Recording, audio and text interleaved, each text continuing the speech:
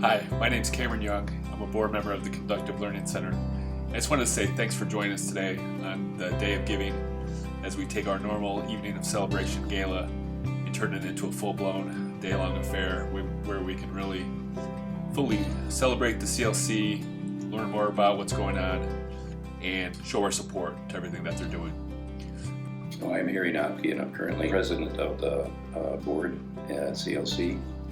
I got involved in this in 1997, the year I came to Aquinas as the new president. And Jim Garofalo, who became dean, the director of education at that time, and he introduced me to Chuck. My name is Chuck Soar, and together with my wife Susie, we were the founders, I guess, of Conductive Learning Center here in Grand Rapids about 17 years ago. Susie and I had our son Dan in 1987, and he was born early in an emergency C-section, and very early on we knew there were some problems, and he had a severe form of cerebral palsy.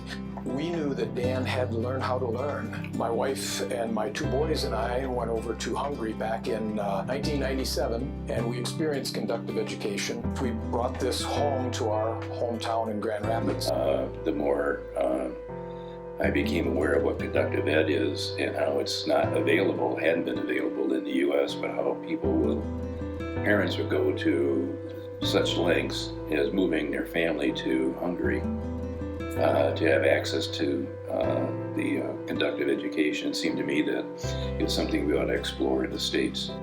But about a year later, we established the conductive education program at Aquinas. And the idea was to do three things that mirror what goes on at Peto in Hungary. One is to provide a laboratory school for conductor teachers in training. The second is to provide a direct services component, and the third is and continues to be a conductor teacher training program that certifies teachers, in our case, not just as conductors, but also with a special education certificate so they could teach anywhere. Hi, my name is Alec Quazer, and I am a conductor teacher at the Conductive Learning Center. I chose to study conductive education because when I was a junior in high school, I visited the Conductive Learning Center.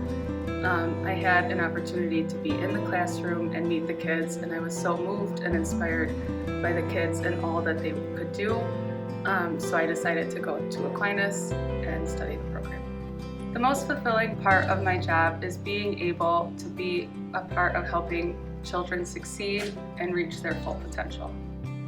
Children coming in here frequently aren't able to sit up, much less stand up and walk. And it's amazing, consistently amazing, to see how the first set of interactions with a conductor over a course of several weeks changes all that.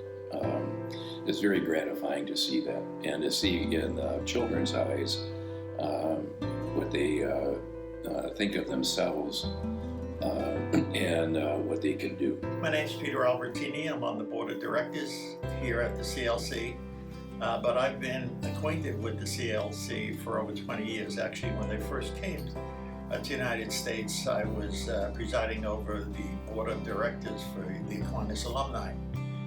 Harry Knopke, then the president, invited me to this amazing, phenomenal protocol. And as I approached the classroom with this heavy heart, I heard the phenomenal sound of children's laughter. It was just amazing. It made me smile. It still makes me smile. I walked into the classroom, and there what I saw was a group of children acting with other children just like they were. And the experience they were having was one of pure joy. I would encourage you to support CLC. The very nature of giving a child the rarest of gifts, being able to be independent as much as we all can be with those challenges we have, physical, mental, emotional. and the support that their families receive from this, and then eventually the community. The remarkable thing about this kind of participation is that I guarantee you that you will derive as much from it as those participating in it. It's God's work. Thank you for all that you do.